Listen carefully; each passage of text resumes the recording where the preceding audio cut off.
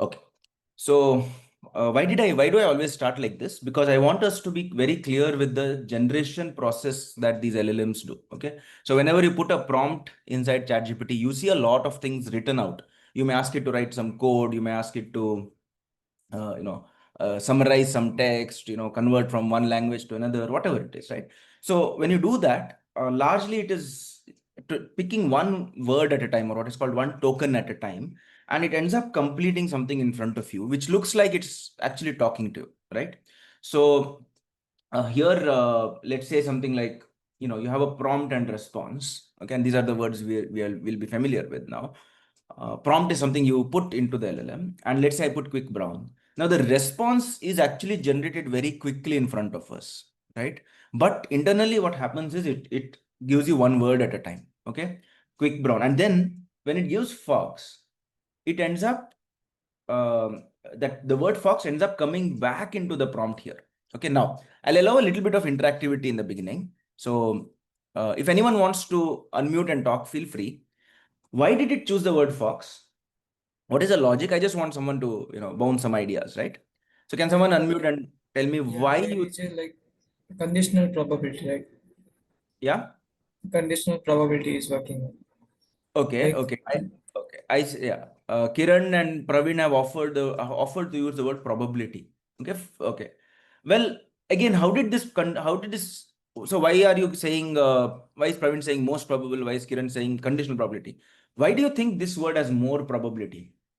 Okay, so what they're trying to say is that probability that the next word is equal to fox, given that the current words, I mean, I'm just almost putting it in something in between a layman language and a mathematical symbol, right? Current words is the quick brown, right? This they are saying is high. Okay, I think that's what we mean here, right? And that is that is the statistical nature of the data out there. Why? Because if you look at the whole of internet data in front of you and you do a control F, okay, just imagine this, okay? You have whole of internet data in front of you, okay, vast file. And then you do a control F or a command F and you search for the quick brown. What's going to happen?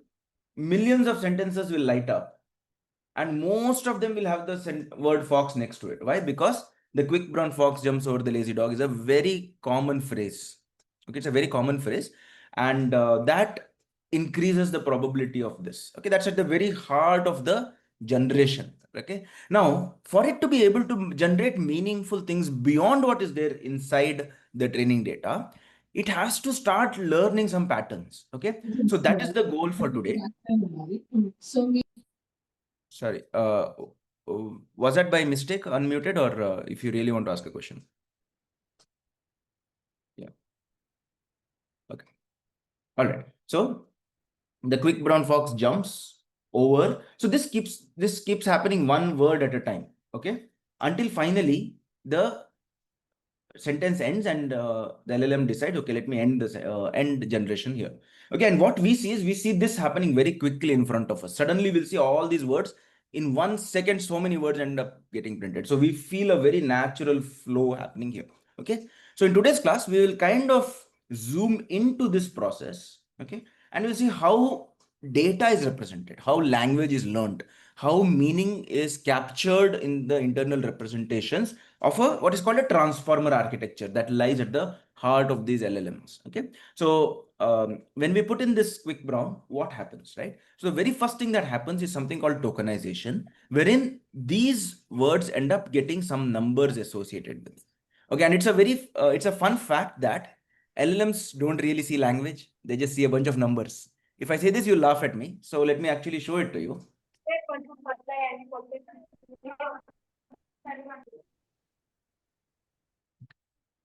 Let me just unmute everyone. Sorry, let me just mute everyone. Okay. Okay. So if I do this, now what happens is these numbers are the only thing that the LLM actually sees. That's a very surprising thing here. Okay. Because for us, it has written code, it has written summaries of emails, it has written so many things in so many languages, right? And yet when I say something astonishing like this, only numbers, that's a little, hard to believe, right? So And if I say fox, okay, so whatever you're talking of probability, it's saying, hey, if these three numbers come, what is the most likely, what's the probability that you have 21,831 coming up next? Okay, so this is how internally things are being represented in the LLM. Okay, and this is called tokenization. Okay. How it happens? Well, there are a lot of procedures around it, but in today's talk, we'll not go into tokenization. We'll in fact go into what happens at the embedding layer, what is called embedding, right? We'll represent words and sentences into meaningful vectors. Okay, and what is this meaningful vector? What are the properties that these vectors have? That will be the focus. But nevertheless, I just wanted us to be fairly familiar with this thing called tokenization, because now anything you type becomes numbers. By the way, if you ask, let's say def merge sort, if you ask an LLM to do something like this, right? Well, even that is a bunch of numbers, by the way. Okay, no matter what you type, it can be Python code, it can be Hindi, Kannada, English, whatever, right? Whatever you put here will end up just coming as a bunch of numbers in front of the LLM. So LLMs only see a bunch of numbers and it learns patterns out of that. So how does that happen? By exposing it to a large scale data out there. Okay, so when the GPT and BERT style models came about, the simple thing they did was they say, hey, can you read the whole of internet without requiring human supervision? Okay, that was one important innovation those papers did over the original transformer paper. Okay, anyway, so coming to our story, we'll talk of embedding vectors. And these embedding vectors, if you know what a vector is, good. If not, a simple array or a list you can keep in mind.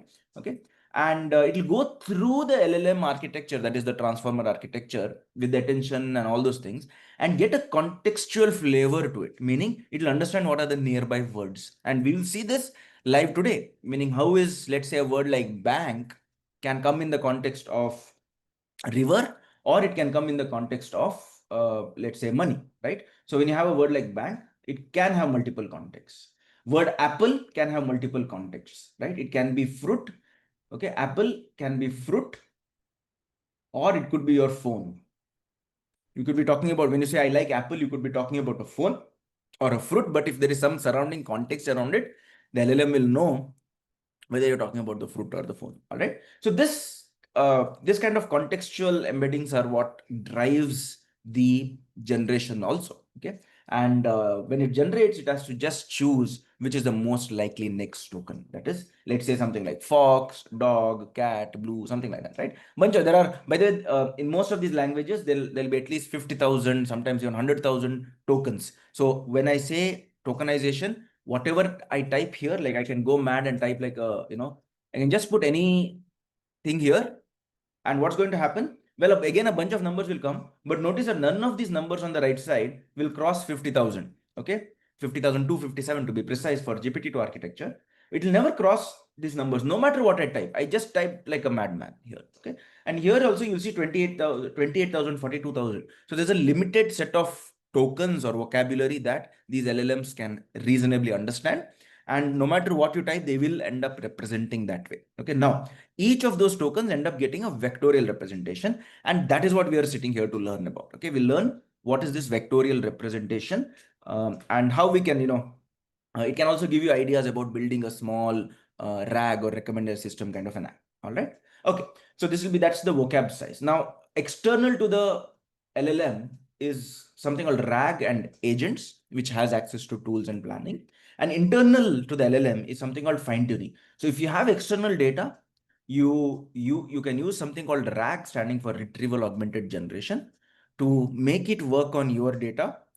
Or you can fine tune it, which is intrinsic, meaning you'll update the internal parameters of the LLM and to get some tasks. And okay, pros and cons of all those things, that's all design principles. All right. Okay, so this is the big picture I wanted to give you, and we'll be zooming into this portion today. Okay, I teach a full-fledged course. A new cohort will be launching in October. If you're interested, we take each of these topics like tokenizer, embedding. We spend almost 1 week on this, 1 week on this, 1 week on this, 1 week on fine tuning, 1 week on attention, and 1 week on agents, right? So it's a full-fledged course that I teach, structured around this principle. Today we'll focus only on this part. Okay, and when I say embedding vectors, right? So what are vectors, first of all? So for us to simply understand vectors, we'll take an example all of us will be familiar with. Okay, And let's take height and weight. Now, the moment I say height and weight, we'll, all of us know our own height and weight. Okay, we may lie about it a little, that's okay, but we'll know our height and weight. And if I give you pointers as to, okay, this is 5 foot, this is 7 foot, this is 40, this is 120, then you all know where you lie, right? If you're a very tall person, you're probably somewhere here. If you're a very short person, you're probably somewhere here. Like, so generally most of us will be in this kind of a region here, right? So all of us get a vectorial rep. What I mean by vectorial representation is simply this dot here in this scatter plot, and we'll start drawing arrows just, just to talk about it like vectors. Okay, so each of us get an arrow from starting from the base to the point where we are. Okay, now couple of things I want to immediately mention here, right? Imagine that we have identical twins. Okay, in where will identical twins be? Is it reasonable to assume that they'll be nearby in this plot? That's a reasonable assumption, right? Okay, whereas people who are very dissimilar will be far away.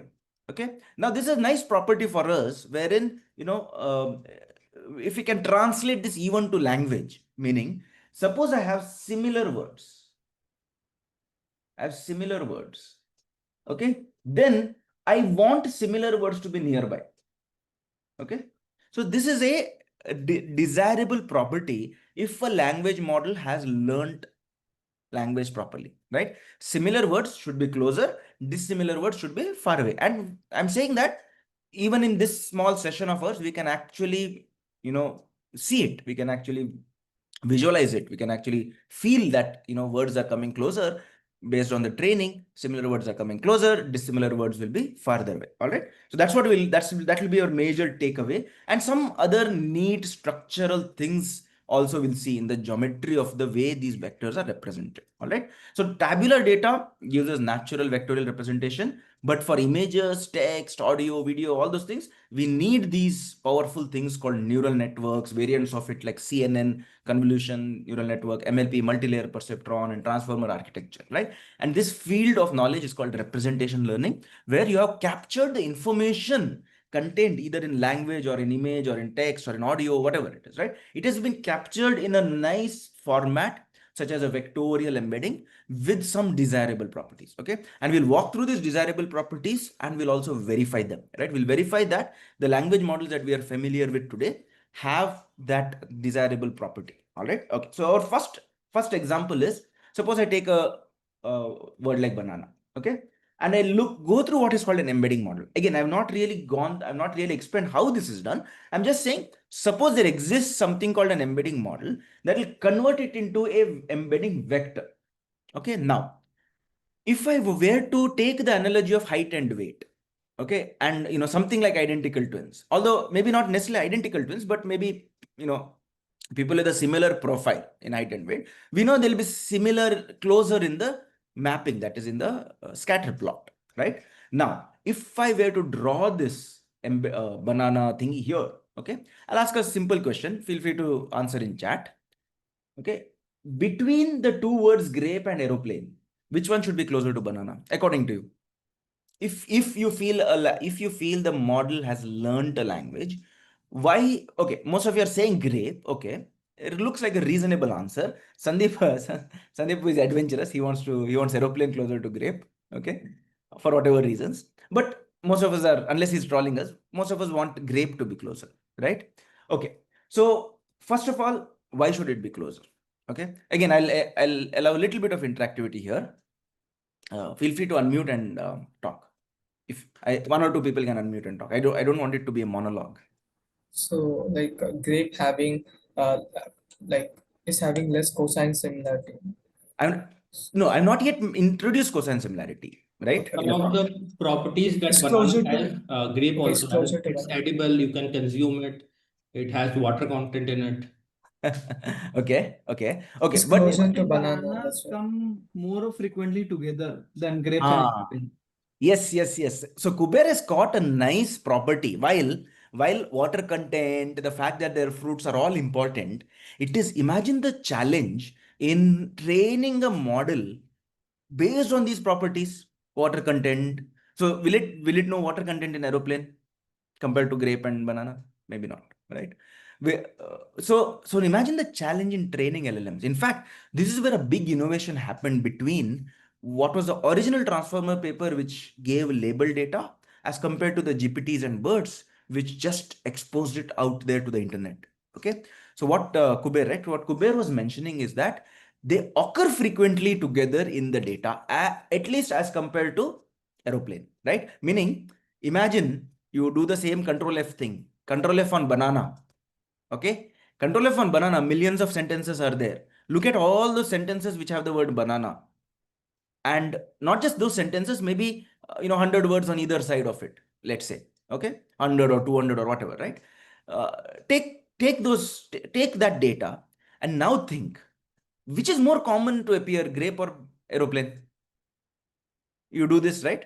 You do the control F and you find millions of sentences with the word banana in it, or millions of paragraphs of the word banana.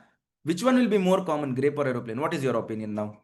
Do you see that this is a more practical thing for us to do, because you can crawl websites and you can actually get hold of these kind of data, right? So, So you don't have to Ajay, sit. Yeah. Ajay, Sorry. is it also possible that even if they are not appearing together, there are words, for example, fruit may appear together with both banana Sorry. and Sorry. What?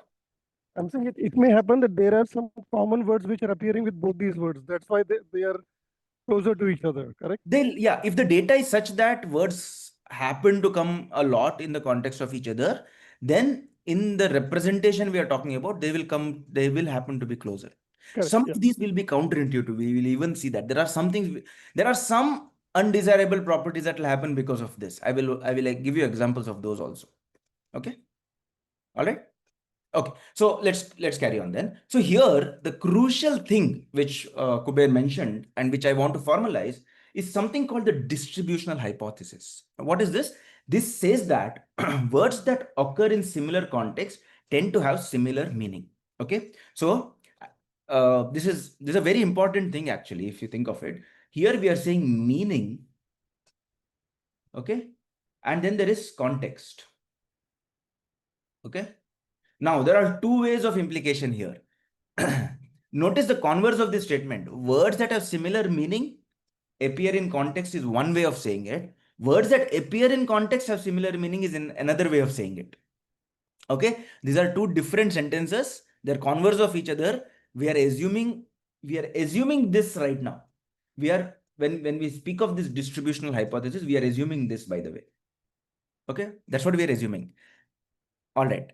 What's the difference? Well, it may so happen that there are some words which mean the same thing, but for some reason, they may not appear in context. And I'll give you a very clear example of what I mean when we see some of these examples. I'll give a very clear meaning. Okay, so it's possible that despite similar meaning, it may not come as much in context. Okay, and sometimes it might happen that because it comes in context, it might not necessarily always have the same meaning. But in general, this is true in general. Okay, so for most application, most words, most aspects of language, this is true. It is when you get those counter examples, that is where your, let's say, a RAG pipeline or whatever else you're building, those things can falter if you don't understand that you are actually assuming this to be true always. So this is not always true. This is true most of the times in most of the situations. But there are those failure modes that you'll be able to catch if you understand that the underlying assumption is just an assumption. Underlying the whole thing is going on under the assumption, or rather a hypothesis, that words that occur in similar context tend to have similar meaning. Okay, so I'll break this intuition of yours with an example in about 15-20 minutes. But now, before breaking intuition, let's build the intuition. Okay, because we want to see both, right? We want to build intuition as well as know where it goes wrong. Okay, all right. So yeah, a sentence, I mean, a general phrase for this is: a word is known by the company it keeps. Okay. Now, we'll take this grape, banana, aeroplane thingy, and well, we'll go over to a application here. Okay. And I'll familiarize you. So I'm just calling it documents now because this is generally in the context of retrieval and all that. But nevertheless, the embedding is what I want to focus on. Okay. I have these two words, grape and aeroplane. I have this word banana. And then I have, if you notice here, you will see this score. This score is nothing but the cosine of the angle between the vectorial representations. Okay. So what is going on here? You have the word banana. Okay. You have the word grape, and this theta, if this has an angle, then this cosine of this theta is 0.47. Okay. And cosine of aeroplane is, if I call this to be, let's say alpha, then we have 0.2923. Okay. So it is learning a what is called a cosine similarity. And when angle is 0, what is the cosine? If it's this, for example, if I also put the word banana here, what should I expect? If I put the word banana, I get a cosine distance of 1. Okay. Meaning cosine of 0 is 1. So banana and banana have 0 angle between them, whereas other words have other angle. If I take a generic, let's say I take a word like Samsung. Okay. Samsung and banana also have a, let me increase this. Okay. Samsung and banana also have a like a 0.39 cosine similarity. Aeroplane has 0.223 and grape has 0.47. Okay. So coming to a grape banana story. Okay. So can we, if I ask, can we validate this numerically, that this grape being closer? Well, it so happens that the cosine of these angles are something we can compute. Okay.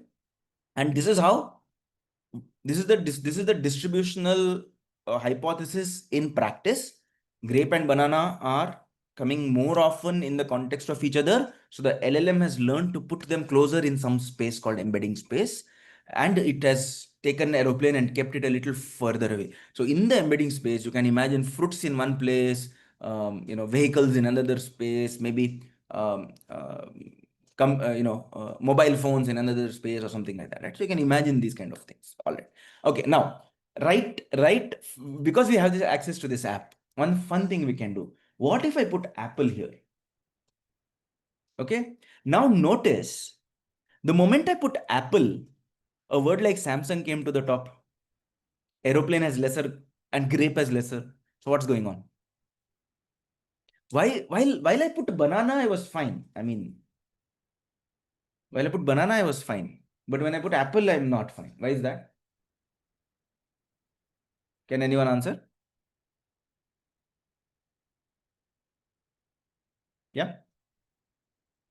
Okay. I see people in the Maybe chat. mobile phone companies, Apple and Samsung are Yeah. Similar context. Okay. By the way, next in a few months, if I use banana, because Google has released something called what is that? Neo Banana. nano banana. Nano banana, sorry, right? Because Google has released something with the word banana, different meaning might come out. But for now, we are safe.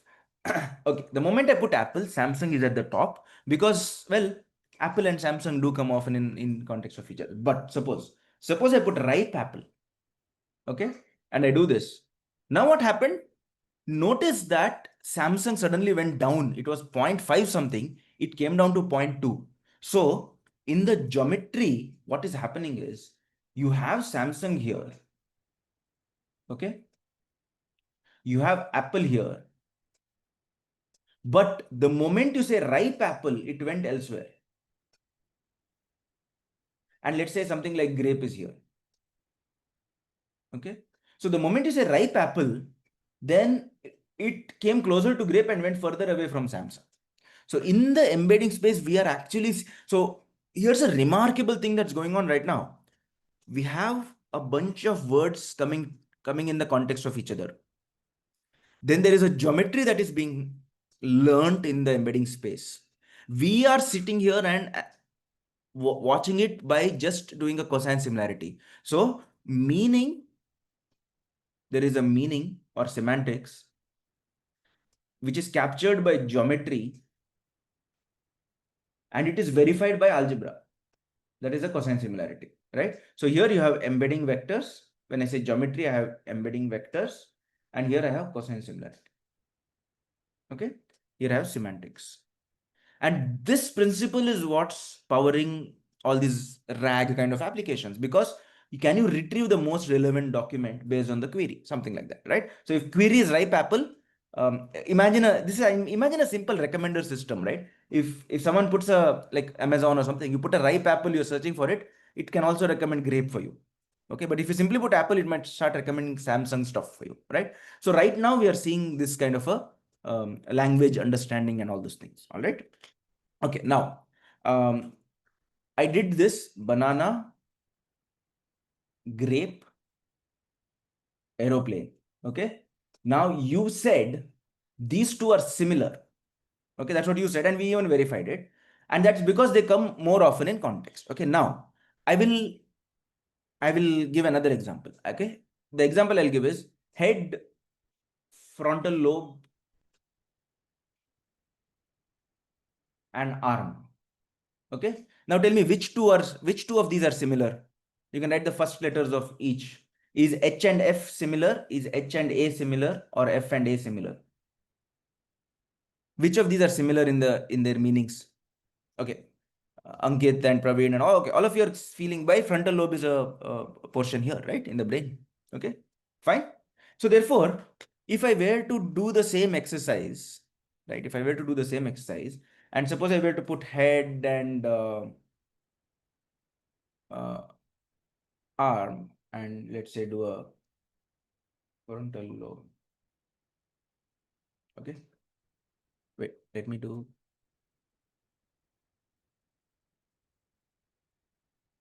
One second. Let me do frontal lobe here. Let me do head here. Okay. Okay. Now tell me what has happened. Apparently, arm is closer to head than frontal lobe. So in here, the natural cosine similarity has said that these two are more similar. Why? Remember the distributional hypothesis, right? What was that saying? It was saying that if you, in the overall internet out there, do you think frontal lobe is a very common word? No, right? Unless you are majorly looking at medical anatomy textbooks or something. On the internet, head and arm may come more often in the context of each other as compared to this, which has a closer meaning. So this is where the distributional hypothesis is breaking down. Okay, so this is what I wanted. This is what I said. You are saying words that occur in similar context tend to have similar meaning, but tend to have. It doesn't always mean, right? So now it so happens that head and arm are more common with each other. So according to distribution hypothesis, they'll be closer. However, suppose I put something like head anatomy. Okay. Now what happened? Now what happened? Can someone tell me what happened? So both of these words, head anatomy and frontal lobe, come more frequently in medical terminology. Yeah. But head and arm come more frequently together in general context. General. But notice I put head anatomy here, right? So if you're looking at sentences that have the word head anatomy, then in that context, frontal lobe is more common than arm. So the same distribution hypothesis. So this is where you will see things. So this is the principle behind what is called hypothetical document embedding, query expansion, all those fancy things that you see today, right? This is at the heart of it. Okay, that the moment you change a little bit of the context, and how to do it is a design principle. Can you get an LLM to do it? Do you have some rules to do it? All this query rewriting, right? You'll see a lot of these things. And if you now go back and read literature around hypothetical document embedding, query expansion, query rewriting, those things, if you read the literature now with this example in mind, I hope it makes more sense to you, right? All right. Okay. So this was about building the intuition, but still breaking it optimally to help you in debugging your application, right? So tomorrow, when you're working on any of these applications, if you're building them, this will help you kind of debug why things are going wrong, right? That is the skill that's most important. Anyone can build, you can actually wipe code a full RAG application, okay? But it's these skills that really matter, okay? How do you debug? In your context. So you need to know what's going on and why things are happening the way they are. When you're using an LLM, you need to know what was the data it was pre-trained on, because that will decide how it will do well on the tasks that you want it to, right? Then there is fine tuning, all those things. Okay.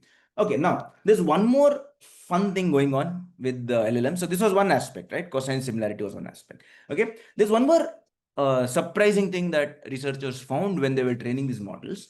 And in fact, this was what the example I'm going to show you is very old. It was probably, it's a couple 12 or 13 years old example. Okay, and that's where they started off with these neural networks, and they came to realize some very interesting things happen in the embedding space long before transformers, by the way. Okay, transformers was what, 2017ish, right? So we are in the 20, this is an example from the 2013-14 era. Okay, so if I don't train my embedding model, words will have random vectorial representations. But as you do the training, and as you train it with more and more data, okay, they'll tend to align themselves in a specific way. Okay, and remember what vectors are, our simple scatter plot, right? Okay, now if I ask what is this vector here, okay, I'll give you three options. You just type ABC in chat. Okay, is it king plus queen? Is it king minus queen? Is it queen minus king? Put ABC in chat. What vector is this here? So Arpit says A, then anyone else? Kuber says C, Mahesh, okay. Okay. I see most of you are suggesting C. Okay. Some of you are suggesting A. Okay. Let me make it simpler for you. Suppose I call this vector X. Then can you agree that king plus X equal to queen? Simple vectorial addition, right? Do you agree? Yeah. So then what is X now? Now what is the answer? Yeah. Okay. Now I think all of you get it. Okay. So if I take this vector, then this is queen minus king. And similarly, if I take this vector, it is woman minus man. Now, the surprising thing that researchers observed when they trained this model is that the geometry is not just seeing the cosine similarity like we did earlier. It also has a higher order of geometry that can be verified. And that is the following, that these two vectors, right, queen minus king and woman minus man, they have essentially a similar direction. The change between king and queen is a gender. Everything else is the same. The change between man and woman is a gender. Everything else is the same, right? So somewhere the gender feature was captured in some weird dimensions of the vector. Okay. And it is verifiable. And we'll see it with like 10 lines of code. It is verifiable. And you will see that this is equal to this. Okay. Approximately, actually, not exactly. I've written equal to, but it's approximately. Or if I just rearrange this, I'll see man plus queen minus king equal to woman. Okay, now you should, at this point, you should stop me and say, hey, all this is nice, right? But there's that phrase, right? Talk is cheap, show me the code. Okay. So I'll head over to my coding. Okay. And I'll assure you, just about 10 to 12 lines of code that will convince you about this. Okay. All right. So here, I will load what is called a GenSim model. This GloWiki GigaWord 50. This is a very old model, 2013-14-ish, by Stanford. And it is, this 50 represents the dimensionality. So if I take this model object and get the king vectorial representation for the word king here, okay, this will end up being a NumPy array of 50 dimensions. Okay. And similarly, if I do queen and man, they will also be 50 dimensions. Now, what am I doing here? I'm taking a NumPy array of 50 dimensions. So notice that this is a NumPy array. So I'm taking three vectors here, man, queen, king. This is exactly what we want to do, right? Man, queen, and king is what we want, vectorial representation of those. They're all 50 dimensional vectors or NumPy arrays. And this addition is a vectorial addition, it's not a list concatenation, it's a vectorial addition, which means what will be the new vector dot shape? What will be the new vector dot shape here, if you've been following along? It'll be same as, it'll be 50, right? So what is happening is the first character, the first number in king is minus of that is here. Then the first number in man, first number in queen, that addition is happening. Simple vectorial addition. Okay. So we have 50 dimensional vector there. Okay. Now notice, in all of this, have I ever used the word woman? You see the full code in front of you. I have not really used the word woman at all. I've only taken king, queen, man, added them up, and now I'm asking the model, what is the most similar to this new vector? And it says woman, right? Notice at the bottom here. What is the most similar? And it says woman. So it says that this vector, this new vector, is approximately equal to the woman, vectorial embedding of woman. Okay, so this is a crazy higher order geometry that the model has captured just by looking at data. Okay, now another just for a validation, another example is France and Paris, if you look at it, and India and Delhi, if you look at it. Again, there is a relation between the two words, right? Capital of is a relation. So we don't hard code that one is the capital of the other. It just looks at the data and gets this. Okay. So if I do a similar thing here, Paris, France, and India, okay, what do we get? We get Delhi. So relations like, capital of or change the gender of, these kind of things are captured internally by the model simply by looking at it data and training.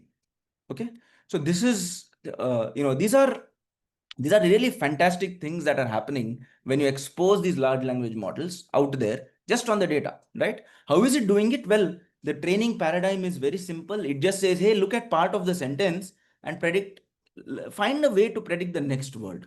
Incentivize it to predict the next word correctly. Punish it if it has predicted the next word wrongly. Okay, one simple thing. There are a couple of there's some small changes. If it is a BERT model, it will say, hey, look at a full sentence and, try to fill in something in the middle. It's like a fill in the blanks we used to do in school, right? It's called masked language modeling. Try to predict what's in the middle. If I don't give you what's in the middle, can you predict that? And therefore, learn from the context what that word is, right? So all these simple training objectives were very scalable because they could just look at the internet data and learn on their own, right? So the point is this: you have internet scale data,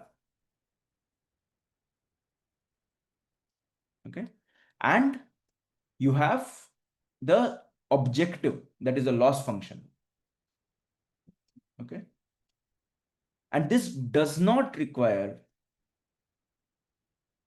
manually labeling, okay, does not require manual labeling, okay. So in such a setup is called self-supervised. Okay, it has a objective or a loss function, which has, where you can do your fancy gradient descent, backprops, all those things, and update the parameters of these models. And you don't need to give labels. It is happening in a self-supervised data on the internet scale data. Okay, so this paradigm of training allowed this kind of things happening inside the LLM architecture. Okay, and there's one more small segment I want to cover about contextual embedding, right? So when you talk about Apple and, in the context of technology, or fruit, or when you talk about bank in the context of finance, or river, right? How does that change? Okay, so we'll do a small segment on that right after this. So I'll just allow a couple of questions. Let me allow people to unmute here. Okay, please raise your hands or unmute and talk if you have any questions. Sorry.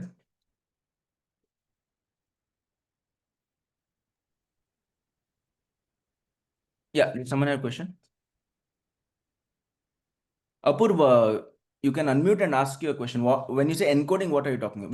Which context are you talking about encoding?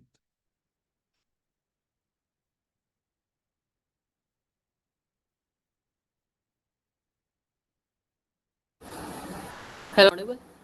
Yeah. Yes, sir. When we try to convert the text into the number, like it's the same thing as embedding. Like in embedding, we are trying to convert into the vector. Yeah. Yeah. Yeah. We are converting into vector. In fact, in the code that we saw, there was a small embedding model of 50 dimensions. In general today, it might go up to 1,000 something, 700 for BERT or stuff like that, right? It can go up to 1,000 or 2,000 or something like that. Yeah. Yeah. Sandeepan, you can unmute. Can you hear me? Yeah. Sorry, there is a background noise. My question is, I understand that finally it's getting trained with the literature which is there in the internet. Now, let's say there are some words. For example, there is a word called device insurance. Now, Sorry? let's say there is a set of words called device insurance. Device insurance. Okay. Now, before smartphone, there were laptops. I was asking a question. Yes, Ajay. So this self-supervised learning, Yeah. just briefly touch on, if you're not going to talk about it in detail, but briefly touch and explain what would be the cost function and how would it learn the objective? The cost, okay, that's a fairly relevant question. Right away, I'll take it. So when I say objective here, imagine you have a Wikipedia article, okay, and let's say it's about Einstein, okay, and now you get this sentence that Einstein is a, okay. Now what is this word? What is this? Okay, physicist or scientist, right? Physicist. Okay. Now, in Wikipedia, if this sentence exists, then what the LLM is, the objective of the LLM will be to increase the probability of physicist given Einstein is. Okay. This should be high. So you are incentivizing it to increase this probability. In fact, if you know classification, it's actually a classification problem. The final layer of the transformer architecture will have, let's say in the GPT-2 case, 50,000 tokens, 50,257 tokens, and the location of physicist might be somewhere here. In fact, we can actually get where it is because I have it ready. Okay. Physicist. Okay. Oh, two. Okay. So, okay. Physicist is what? Okay, it has 2 tokens, but that's it. Have I spelled it right? I'm not a physicist. Okay. So 3411 and 48. So you'll handle multiple tokens in a specific way, but actually it'll end up getting broken into 2 pieces. So you'll have to predict 3411. So this 34411. So the location 34411 out of the 50,000 output neurons should be high. Okay. It's a classification problem, actually. That's what GPT is doing. Does that answer your question? Yes, yes. Why is it called self-supervised? Because you are not giving a label of physicist there out in the data. It has to just scrape and get it. Right? When you just have to scrape it and you have all of it. Okay. Let's say after physicist, what is the next word? Maybe physicist who won the Nobel, right? So after physicist, you have to incentivize it to say who won the Nobel. So you're actually incentivizing it to mimic the training data. Does that make sense? Yes, yes, yes, totally. Okay. I had a question, Ajay. Yeah. So, before we enter into this LLM thingy, we need to get these embeddings from, let's say, Glove or Word2Vec, right? Yeah. How does training happen for that? So I'm guessing. No. Okay. If it's a transformer, its embedding is, if it's a transformer, its embedding is natively there inside the architecture itself. Okay, but it doesn't borrow some sort of embeddings from these methods. It creates it from scratch. No, it's in the code itself. It has its own embedding. It has its own embedding thing, and it'll do that. Okay. Okay. Yeah. So please repost and connect with me on. Ping me on LinkedIn. I'll share the recordings. Okay. All right. Yeah, Ajay, I have a question here. Yeah. So when we are generating with LLMs, right? There is basically it predicts. What does it predict? What will be the next word, right? It will. Will it have predict some vector and then convert it to some token, or No. some other way? So the final vectorial representation that is here will undergo a fully connected layer, and it'll be getting you one of 50,000. So it'll convert to from, let's say 768 to 50K, let's say. Okay. There's a matrix multiplication that happens. And you are incentivized. So for that vector, which it has learned, let's say based on the context of bank in river or Apple phone or something, it is there inside it. And using that, it has to convert itself to a higher dimensional thing, which is 50,000, and then incentivize it to maximize this. And here also there are weights involved in that last fully connected link. So from embedding to final vocab, there is such a connection. Of course, there are a lot of other nitty-gritties happening inside the transformer, but this is the simplest thing you can keep in your mind. From embedding, you go to vocab size via matrix multiplication, learn the weights of the matrix to optimize for an objective. That is next word prediction. Okay. And All Ajay, right, little bit of okay. okay. I generally don't digress so much into the things, but it came out of Q&A, so I'm happy to. Yeah, just one Deepak, more, right? Deepak, shall we do one thing? There's one more small segment I want to wrap up, and then we'll take this. Okay, sure. All right. So I mentioned that I kept talking about these contextual embeddings, right? And I want you all to go home convinced of this. Okay. So the one example I'll do here is, let's say I have a bunch of sentences. Okay, and I'll run this code. Actually, let me run the code because it'll take a minute or two.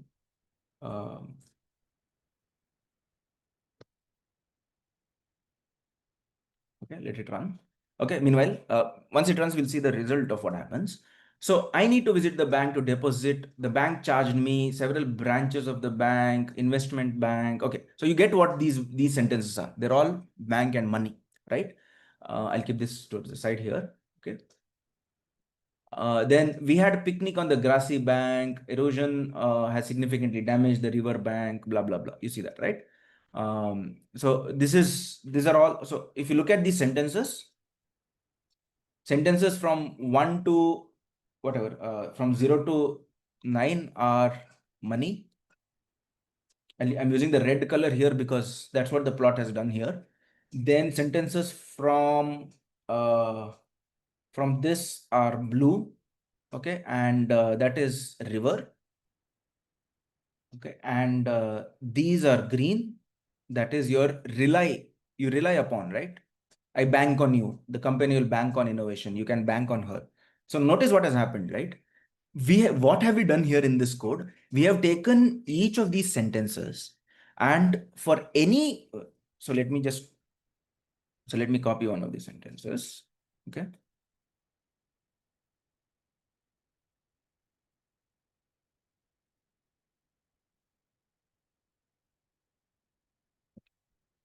So a sentence like this, what is happening is each word, or frankly each token, but for now we'll assume word, will get a vectorial representation. Okay, the word bank will get a vectorial representation. Okay? Word on will get a vectorial representation, and so on. Okay, so every word or every token will get a vectorial representation. And what we have done is, suppose I have 1, 2, 3, 4, 5, 6, 7, 8. I have 8 words here. Typically, it will have a little more tokens than 8, maybe about 10 to 12 tokens. But for now, we'll assume this. Sorry. Yeah. Okay. So each of these words here, I bank on you for such theoretical content. Each of these words will have will get these vectorial representations. Okay. And now this vector is what I'm picking and putting in a list for this sentence. Then another sentence will come that will have the word bank somewhere, and it will get a vector. Okay. And these are the vectors I'll populate this list with, and then do a lower dimensional representation to plot it. Okay. These vectors might be in a slightly higher dimensions. I can't plot beyond 2 or 3 dimensions. So I'll just do a 2D plot to plot this. Okay. So what we are doing in this context is we are going into the heart of the transformer and, surgically removing where the bank representation is happening. And clearly, the way the sentence is structured, you can clearly see that there is this grouping of the word bank. Is everyone convinced that there are 3 groups that are there in this? Is everyone convinced that there are 3 different groups? So what are the things we saw? We saw ripe apple being closer to Samsung. Sorry, being further away from Samsung and being closer to grape as compared to simply apple. This is a similar thing, but this time we'll see it in a lot more detail in the code. So how do I do this? Well, we can actually walk through this code. We still have a little bit of time. We can walk through this code and understand how that is happening. Okay. And the major point I want to make here, if I go to the beginning, right, where I was, if I go here, okay, remember this little animation I did? That is, it goes through the LLM architecture, understands the context of all these guys, and then comes here. That understanding the context happens via something called an attention mechanism. And it's actually, it's actually fairly simple to understand if you visualize it. I generally have a full session on this. Maybe I'll launch one soon. But the idea is that the attention mechanism pulls these vectors closer. Okay, we'll visualize this first and then come back to this. Although explaining attention in 10 minutes is a challenge. Nevertheless, I want you to go home with as much intuition as you can. Okay. By the way, the actual course I teach will be much slower, so don't get just don't judge the course by the webinar here. We go much slower there. I'm covering a lot more in a 1 hour session than I do in an actual class. Yeah. Okay. So we'll get hold of this code. So I'll run this in a debugger and walk you guys through it. Okay, so I'll first run it at this level. I'll stop at 78.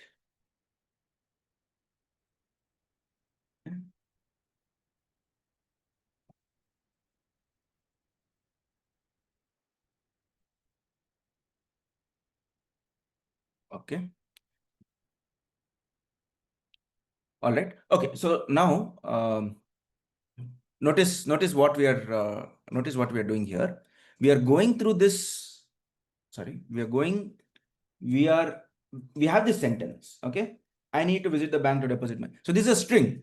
Okay. Now what happens to this string? This string gets what are called tokens. Okay. So tokens are 101, 1025, 1045, blah, blah, blah. Okay. Now here, the bank token ID happens to be 2924, this guy. Okay.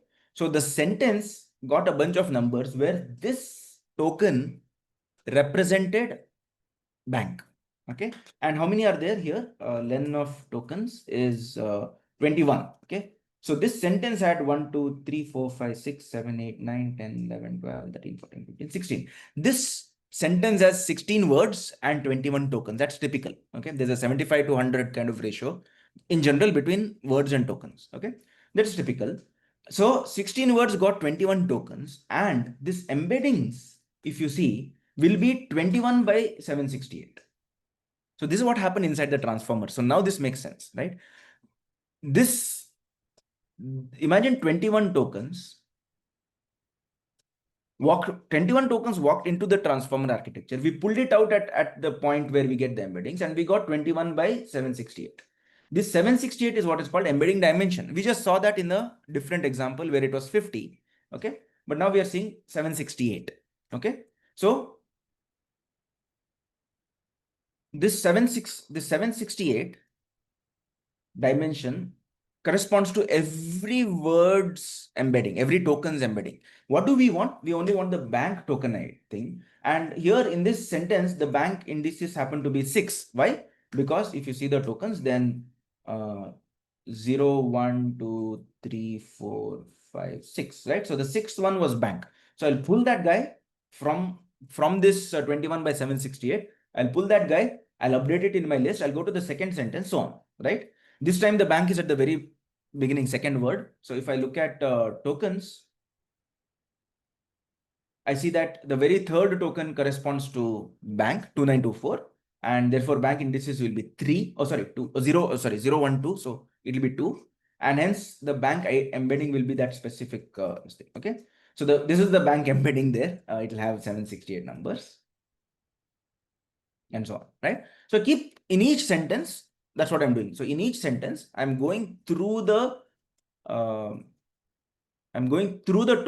tokens, through the embeddings, and pulling them out somewhere and getting 21 by 768. And in the 21, one of them will be bank. I'm taking that guy out.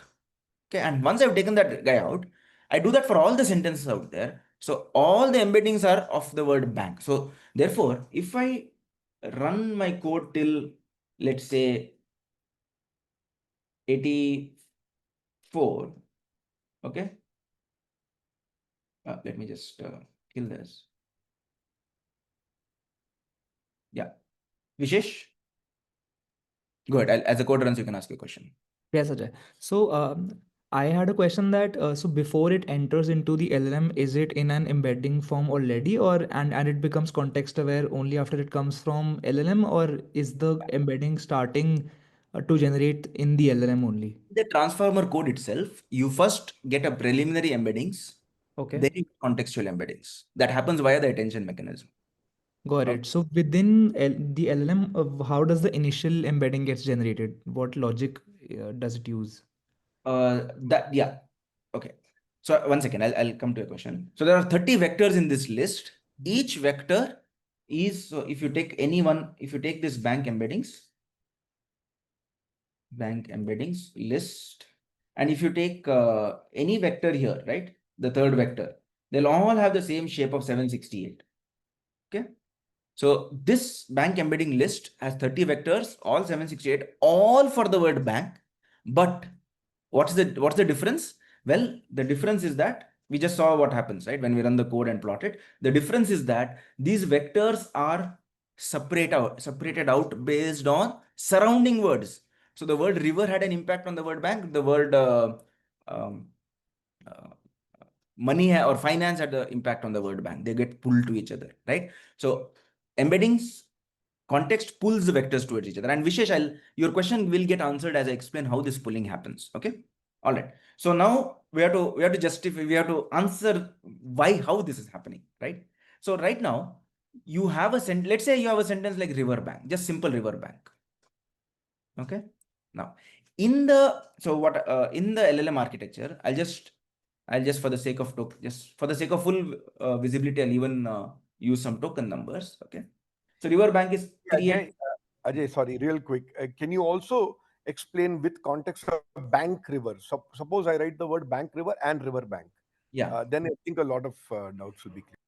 No, the way it gets pulled depends towards each other will depend on whether it is a GPT architecture which has a causal flavor, or BERT which has a bidirectional flavor. Okay. So okay. Kuber, the embeddings don't come from word to vec. I'll tell you how the embeddings are coming. You first get your tokens. Okay. First you get your tokens.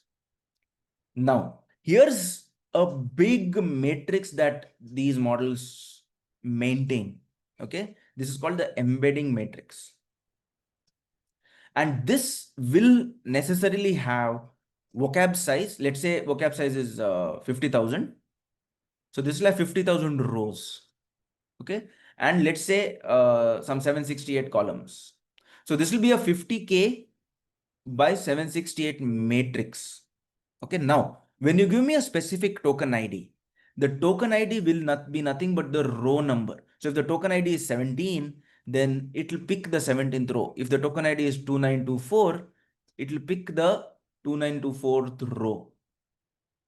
Okay, fine. It will pick this row, and that will be the initial embedding without context right now, because it is just pulling from embedding matrix as is the rows without really knowing much of context. Although it still has a general geometry of words. It is like how the Apple and Samsung was there in the beginning without any context. That is what it is. Now what happens? Suppose I have river. Suppose my words were river. I will just put some dummy tokens here, 2924. Okay. Now what is happening? River is, let's say, token 17 and bank is token 2924. It will go here. It will pick the 17th row and the 2924th row. And now it enters the transformer architecture. Okay. How does that happen? Well, to understand that, imagine that these two vectors right now had a representation like this, river and bank. Now, a little bit of linear algebra I'll do. Suppose I do the following. Okay, suppose I multiply it by a matrix like, okay, I'll give some numbers. Okay. Let's say 0.8 and 0.2 and 0.9 and 0.1. Suppose I do this. Imagine this matrix. What is this matrix going to do geometrically? I want all of us to think about this. And if you understand what this matrix does geometrically, you understand what are called attention scores. Okay. So if I have the word river, if I have the row vector of river here and the row vector of bank here, okay, the linear algebra behind this is the following. It is nothing but 0.8 times river plus 0.2 times bank. That becomes the first. 0.9, sorry, I should write slightly different number to make sense. Okay. 0.1 times river plus 0.9 times bank. This is the geometry. This is simple linear algebra, simple matrix multiplication. Is everyone convinced with this? Is everyone convinced that this is what happens inside a matrix for each row? Yes or no? Yeah. Great. Yeah. I mean, the vectors should have to be on the left side of this matrix, right? Just like a. No. Right side is fine. Right side is what it is. Right. I'm doing row wise. Okay. I'm doing row wise, not column wise. Is everyone clear with this? Yeah. Now look at the geometry carefully. This is the new, I'll use a different color now. This is the new representation of river. And this is the new representation of bank. So where will the new river be? The new river will be 0.8 times river and 0.2 times bank. If I look at the parallelogram law of addition, it will come here. So the new river will be here, right? What about the new bank? The new bank will be 0.9 times bank and 0.1 times river.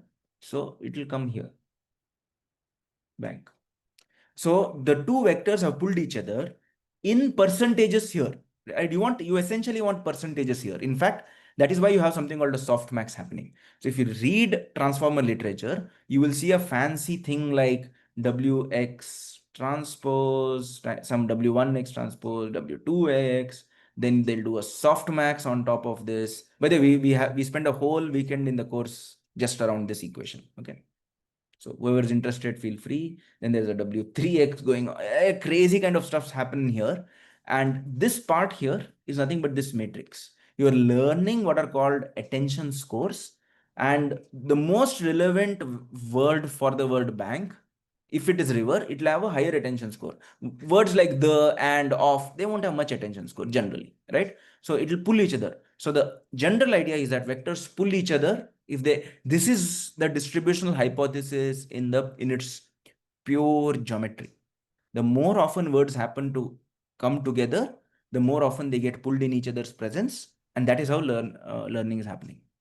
Okay.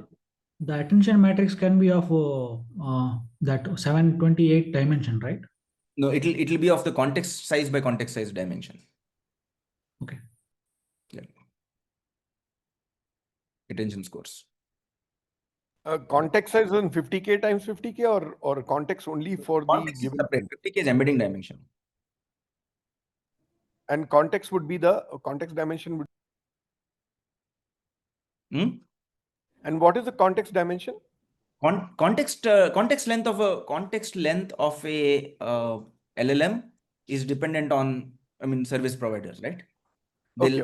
Oh, that way. You see context length being 100K, 200K, 1 million, all those things. Got it. I have one more question. So I can ask, right? Yeah, sure. So, okay. So initially you said that we have 50 dimension and there is 1,000 dimensions and all, right?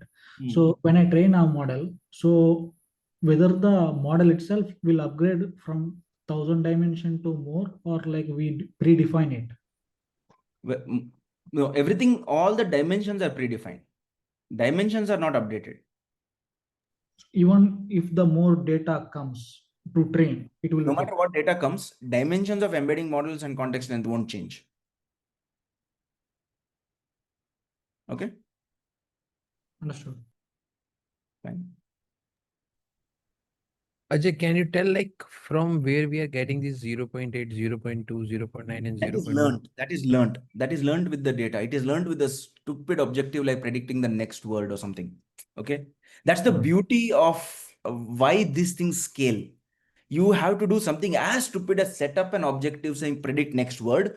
The next word comes to you in the data that you have. You don't have to provide it manually or anything. No maneuvers beyond the crawling that you have to do. And most of this crawling is done by all this common crawl or whatever.